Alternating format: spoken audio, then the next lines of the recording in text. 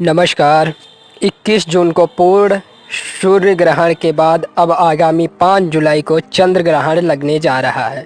इसके बाद दिसंबर के महीने में एक और सूर्य ग्रहण लगेगा। इस बार 30 दिनों के अंतराल में 3 ग्रहणों का संयोग बना है।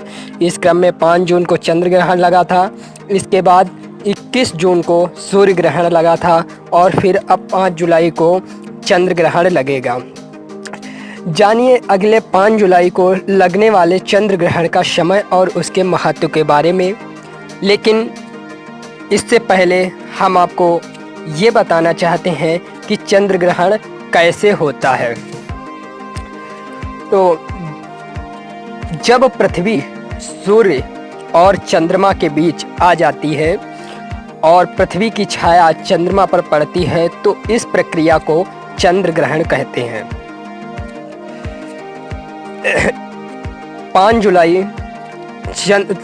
में जो चंद्र ग्रहण का समय है वो उपज छाया से पहला स्पर्श जो है वो सुबह 8:38 पे, परमग्रास चंद्र ग्रहण जो है सुबह 9:59 पे और उपज छाया से अंतिम स्पर्श है सुबह 11:21 पे। ग्रहण अवधि 2 घंटे 43 मिनट से 24 सेकंड की है। सूतक काल मान्य नहीं होगा।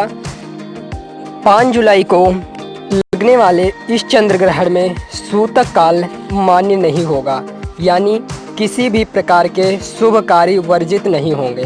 पूजा पाठ और भोजन से जुड़े कार्य किए जा सकते हैं, लेकिन फिर भी संयम बरतने और नियमों का पालन करना जरूरी है। उपछाया चंद्र ग्रहण आगामी 5 जुलाई को लगेगा। यह भारत सहित दक्षिण एशिया के कुछ हिस्से, अमेरिका, यूरोप व ऑस्ट्रेलिया में दिखाई देगा। चौथा उपछाया चंद्र ग्रहण 30 नवंबर को लगेगा।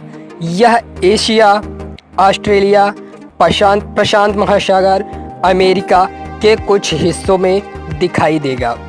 इन सभी उपछाया ग्रहणों में सूतक काल मान्य नहीं होंगे।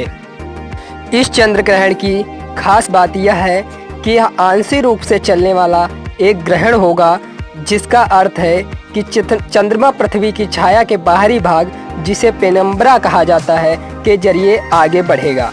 इस तरह के पेनुम्ब्रल ग्रहण को अक्सर सामान्य पूर्ण चंद्रमा मान लिया जाता है।